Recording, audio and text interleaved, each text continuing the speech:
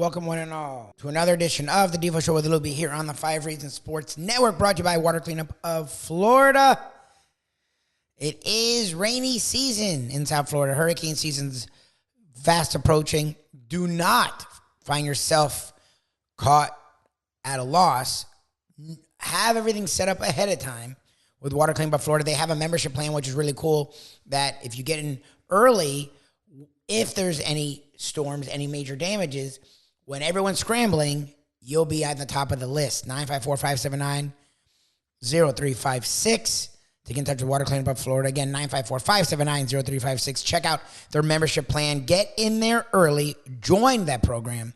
And then that way, whenever there's major issues and everyone's like, oh, my God, I need a roof. Oh, my God, I need this. Oh, my God, I need that. I'm flooding. Oh, geez, what do I do? You won't be that person. You'll already be there with them, and you'll be at the top of their list. They have great service. They get back to great communication. And with over 6 years of combined experience between Robert, Michael, George, their entire team, and on top of that, licensed, insured, certified contractors, they make anything they do not only corrected, they make it look brand new, but when storms happen, look, a lot of people need help. If you're a member, a part of their program, you'll be at the top of the list. Again, 954-579-0356. Check them out on their website, WCUFL.com. On the socials, at Water Cleanup FL. Check them out on Google as well. Well over 80 5-star reviews. I'm telling you, they worked for my wife and for and they'll do the same for you with any home, office, water, fire issues. Water Cleanup of Florida. If you have the schmutz, they have the guts. And we've been very gutsy down here in South Florida outside of the Miami Heat, 2 decades of Miami Hurricanes men's basketball team Final Four. FAU Owls men's basketball team Final Four. Miami Heat for the 3rd year out of 4 years in the Eastern Conference Finals. And those Florida Panthers for the first time in 27 years find themselves in the Eastern Conference Finals. What a great sports weekend. We talked about the NBA as Miami Heat are back in the Eastern Conference Finals, not only for the 3rd time in 4 years, but facing the Boston Celtics for the 3rd time in 4 years. The Western Conference Finals is set. Los Angeles Lakers, Denver Nuggets, Sixers fail. You had the Suns out. We talked a lot about NBA at large with the one and only former Miami Heat. Great Grant Long right here on the Defo Show with Lubie, the 5 Reasons Sports Network. Hey, peel yourself off to Mount Monday here on the Defo Show. Jeff DeForest and one Mike Lubitz, and it's always a pleasure. I don't know that it would have been easy to envision. I believe this is 3 out of the last 4 years. Is that possible, Lubie? That the Miami Heat have been in the conference finals? Is it 3 out of 4 years? And they played the Celtics all 3 times. I want to say yes to that. And yet, when we were watching those opening 17 games of the original 88-89 season, you wouldn't have necessarily foreseen this. A big part, though, of any success that team had, and this gentleman is always a pleasure to have on the program, joins us right now. The great Grant Long with us here on the program, one of the original Heat members. Grant, how are you, my friend? Oh, I'm doing wonderful this morning, guys. How are you? Doing well, sir. Well, we're doing okay. I mean, we're kind of stunned here in South Florida. Not only do we have the Heat making this run now to the Eastern Conference Finals when they were like 6 minutes away from elimination in the lottery against the Chicago Bulls in one of the play-in games, and a spot of just pure infamy, being the first team to be eliminated. That was either in the 7th or 8th spot. And now here they are. I mean, they knock off the Knicks impressive fashion, beat the Milwaukee Bucks, even with Adebayo. I mean, with Antetokounmpo coming back. What do you make of this, Grant Long? I mean, they were this close. The fans were already screaming maybe they'd be better off not making the playoffs and taking a shot in the Wemby sweepstakes. That was an interesting stat that you brought up, Defo. 3 out of the last 4 years in the finals, or I believe that's it. Yeah.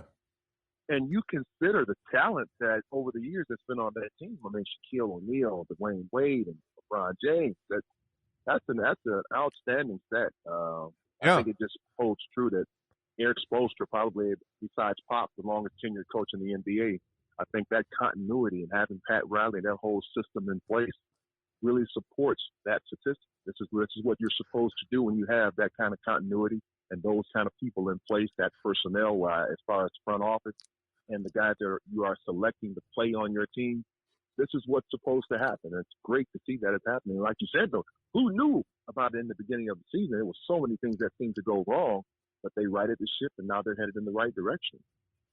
All right. A sensational game yesterday. I would imagine that you had at least a casual interest in what was going on between the Boston Celtics and the Philadelphia 76ers. There was just a news bulletin Lubie was going to jump in with where there's an all points bulletin out for people searching for James Harden and Joel Embiid.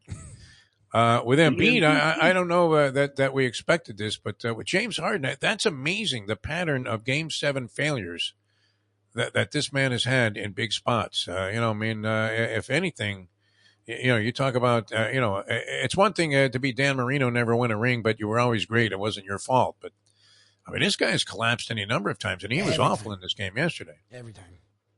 Yeah. I think he had 9 points in a closeout game. And that's, for an MVP, that's unacceptable, I would say. And you even look at that team, they had 4 guys, I think 3 or 4 guys in double figures. That just wasn't enough. And you didn't have enough from Harden. When you have Harden in his 25, 30 points, that means he's impacting the game. He's making some things happen. But he had 9 points, so he was nowhere to be found to impact this basketball game. Embiid is one of those guys. I know he's the MVP, but he's a guy that can't do it by himself. He needs help. He's got to get somebody to get him the basketball in order for him to impact the game. He had his double-figure points, but it wasn't enough. They needed that 1-2 combination from Harden and Embiid, and like you said, it was one of those disappearing acts in a closeout game because he has had some terrific games during this series. He actually won a couple of games with those in Boston on some last-second shots, so he did show up throughout the series. But when you needed him most in a closeout game, it's difficult to explain that one. No, that belongs on an episode of Unsolved Mysteries with Robert Stack leading him out of the tunnel there. And you're trying to figure out how is it that this guy, morphed into Matthew Dellavedova all of a sudden. You're thinking, wow, 9 points. That's a pretty important contribution. All right, Jason Tatum, one of the games for the ages. And we always mention the shots from the Coke machine. He was making those. Yeah, I think he was great. Honestly, it was great. But a key, that was a great performance, and that was going to be difficult for any team to overcome, including one that now, is receiving so much criticism for, doing that vanishing act in the second half. Yeah, listen, I had Jason Tatum as my league MVP, and I said that long before the All-Star break, and I thought he was on his way to doing that when he received the All-Star MVP.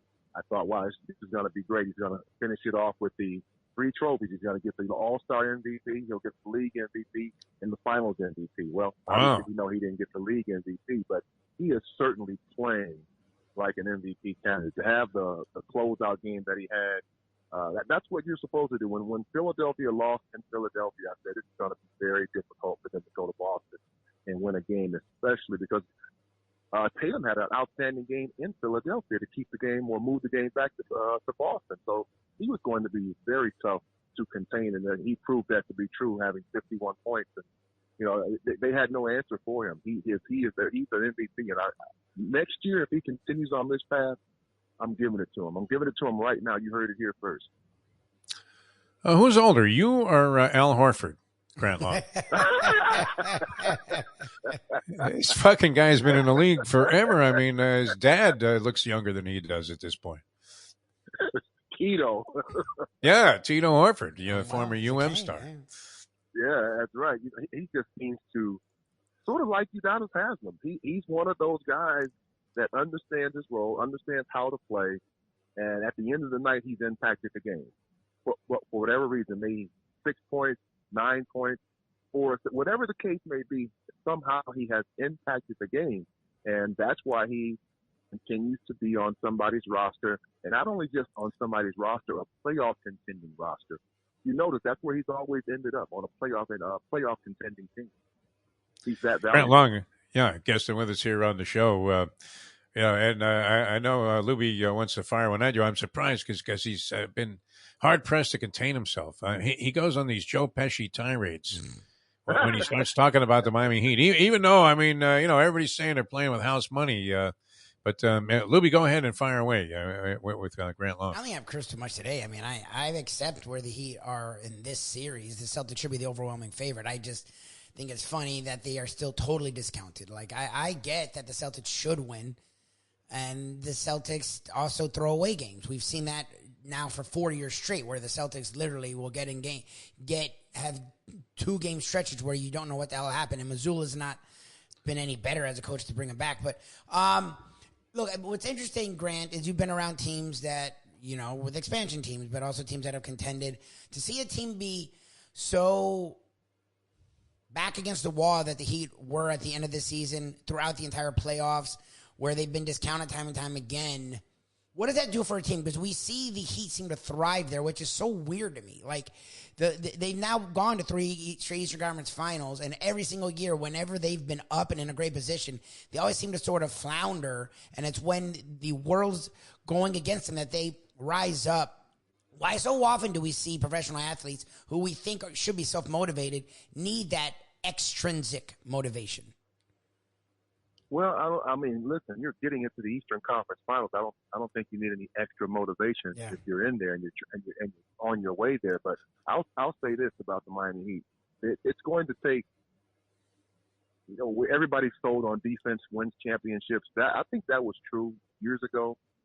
Defense doesn't win championships in this era of basketball. You better score the basketball, and I think that's where Miami has an advantage because. Or they will have an advantage. If they can get guys like Duncan Robinson to find their shot and get more baskets, because they're going to need all the offensive power that they can.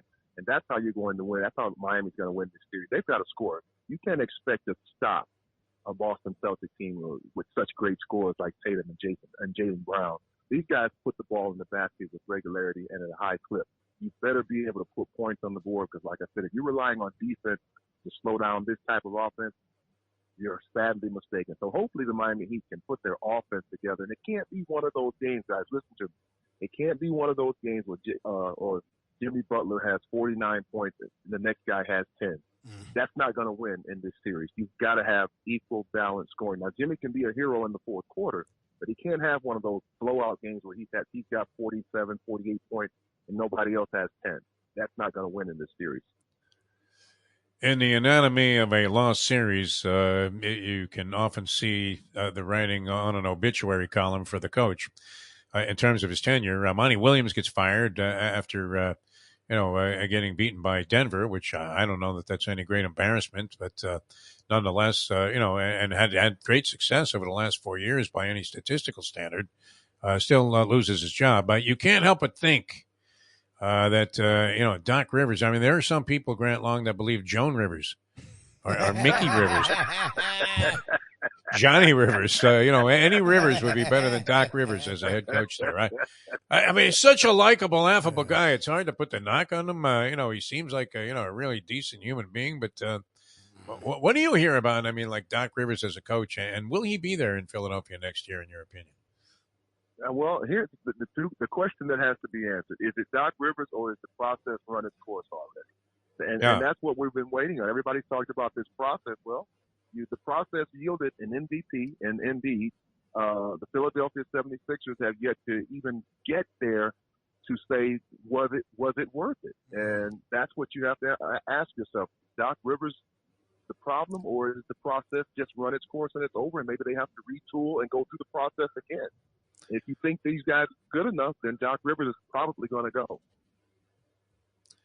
Yeah, I mean, there's so much criticism of Doc Rivers. I mean, there were times I looked at stuff. I mean, like the deal last year with them beating the playoffs where you had him in the ball game in a 30-point blowout with like 8 seconds to go and he gets injured. And you're thinking that is a bozoic coaching move. But I don't know that he really could have done much to stop Tatum in the game yesterday. It seemed like, they had him pretty well covered at times, and, he was just going to go off. All right, let's look to the West real quick here, Grant Long. We appreciate your time, as always, on the program. But, I've been telling Lubie all year not to sleep on the Lakers, and then we just, in typical fashion, sports talk hosts, trying to make predictions and give you who they think is going to come out on top. Well, we both jumped on the chalk here and now think Denver's going to win the championship.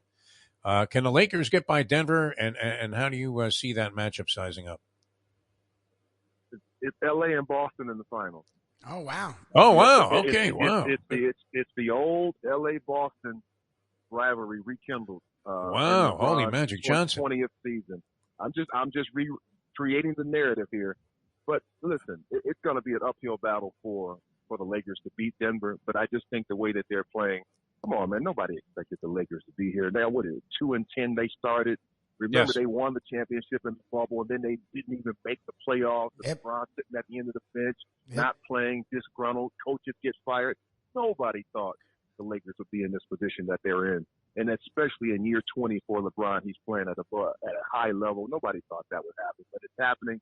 So you might as well finish the story, and the guy rides off into the championship game. So that's just the way that I see that it's going to play out. He'll ride off into the championship game. It's going to be difficult to beat Denver, but I wouldn't be surprised if the Lakers they do it. Wow, that's strong, Grant Long. I'm glad that you're of that frame of mind. Austin Reeves, he's kind of like Rudy out there, isn't he? Where you're wondering, I mean, will LeBron James or Anthony Davis or, D'Angelo Russell drop the ball off to this, kind of goofy-looking white guy? And he's turned out to be almost a go-to catalyst for them in the fourth quarter. Yeah, you're right. It's been the other guys. It hasn't been Anthony Davis or LeBron James or a big-name guy. Lonnie Walker the fourth. This guy's played out of his mind in a couple of those games. So it's been the other guys that have really accepted their role and seized the moment, if you will, to be great in those moments in the fourth quarter. And hats off to the veterans of the Lakers. They've allowed those guys to flourish and play at a high level, put them in positions to be successful, and they've come through. So this is the proving ground, if you will, for NBA players in the playoffs. This is where you cut your teeth at. This is where you earn your medal, so to speak. So they're doing it, and hopefully they continue. If you're the Lakers, you hope that these young guys, inexperienced guys, continue to play at this level. Do we know if any of the previous Lonnie Walkers, the first, the second, or the third, had any basketball distinction? They're already on number 4 with this guy. Unbelievable. He played at the University of Miami. I don't think he got to see too much action there. I think he had injury issues, Lonnie Walker the fourth. But he was buried. I mean, the guy, I don't even think he had played in, the previous games. And they wheel him out there in the fourth quarter of a crucial ball game against Golden State, and he goes for 15 just in the quarter. I mean, that was unbelievable. Well, Lubie is now of the theory that Nikola Jokic is the best player in basketball. Is that a fair statement for somebody that obviously has a lot more experience with judging these things than we do? What do you think? I mean, he just doesn't look like he's doing anything special out there, but he is.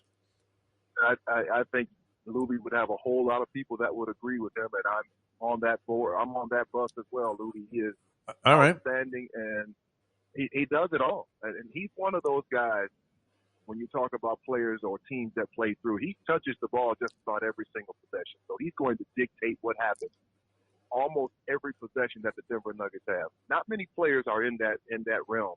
LeBron James, who else? Maybe Giannis. But Jokic is a guy that has the ball in his hands. He's a center. How many guys do you know have the ball in their hands for every possession playing the center position in today's NBA? He's that good.